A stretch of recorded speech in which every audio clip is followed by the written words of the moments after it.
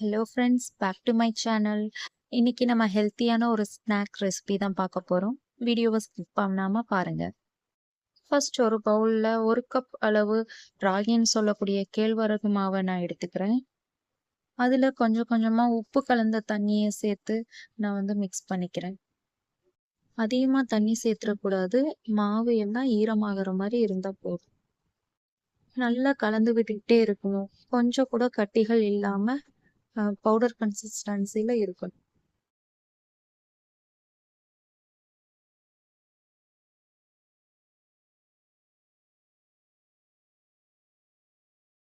மாவுடைய consistency எப்படி இருக்கணும்னா, மாவை நல்லா இறுக்கமாக எடுத்து பிடிச்சா கொழுக்கட்டை பதத்தில் பிடிக்கணும். அதை நல்லா உதுத்தா பழையபடி உதிர்ந்து கீழே விழணும். நம்ம ரெடி பண்ணி வச்சிருக்கிற மாவை ஒரு இட்லி பாத்திரத்தில் சேர்த்து 20 to 30 மினிட்ஸ் நல்லா ஆவிலேயே வேக விடுங்க.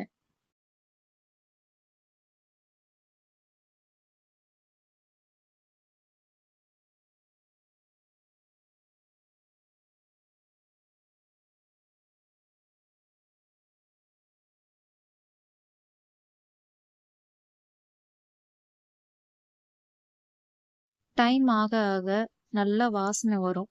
அப்போவே நம்ம கண்டுபிடிச்சிடலாம் மாவு நல்லா வெந்துருச்சு அப்படின்ட்டு. இந்த ஸ்டேஜ்ல நம்ம இறக்கிடலாம். அடுத்து ஒரு வானிலையில 1/2 கப் அளவு வேர்க்கடலையை சேர்த்து நல்லா வறுத்து எடுத்துட்டாங்க.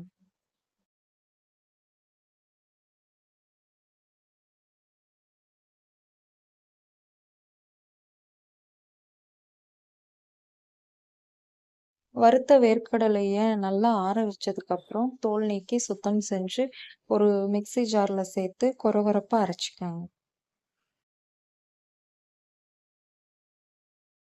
பல்ஸ் மோட்ல விட்டு அரைச்சிக்கோங்க. ரொம்ப நேரம் அரைச்சிங்கன்னா ஆயில் ரிலீஸ் ஆகி கன்சிஸ்டன்சி ரொம்ப தின்னா ஆயிரும்.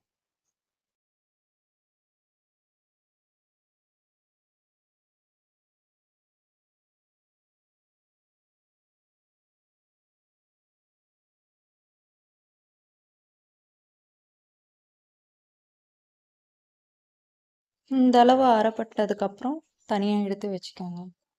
கூடவே 3/4 கப் அளவு வெல்லத்தை நான் பவுடர் பண்ணி வச்சுக்கிறேன். ஒரு அகலமான பாத்திரத்துல நம்ம ஆல்ரெடி வேக வச்சு எடுத்து வச்சிருக்கிற கேழ்வரகு மாவையும் அரைச்சு வச்சிருக்கிற வேர்க்கடலையையும் பொடி பண்ணி வச்சிருக்கிற வெல்லத்தையும் சேர்த்து நல்லா கலந்துக்கிறேன்.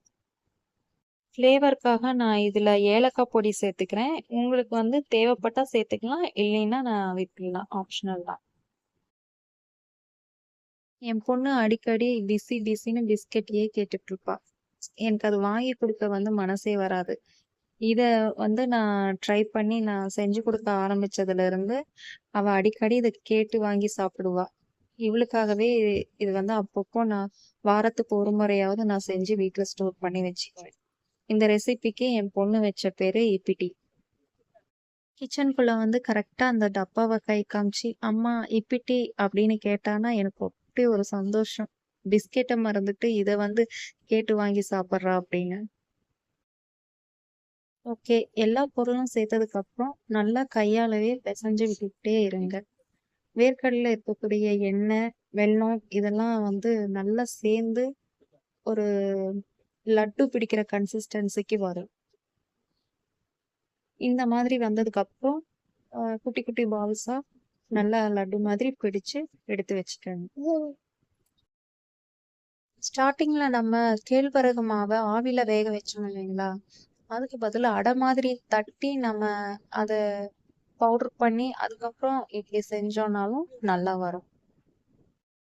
இந்த ராகி லட்டு செய்யறது ப்ராசஸ் ரொம்ப பெருசா இருக்கிற மாதிரி தான் தெரியும், ஆனா ரொம்ப சிம்பிள். வீட்ல நீங்க கண்டிப்பா ட்ரை பண்ணி பாருங்க. ராகி மாவை வேக வச்சு எடுத்து வச்சுக்கோங்க. அடுத்து வேர்க்கடலையை வறுத்து பொடி பண்ணி வச்சுக்கோங்க. அப்புறம் வெல்லம் இதையும் பொடி பண்ணி வச்சுக்கோங்க. இது மூணுத்தையும் மிக்ஸ் பண்ணி தேவைப்பட்டா ஏலக்காய் பொடி சேர்த்துக்கோங்க, இல்லைன்னா வேண்டாம்.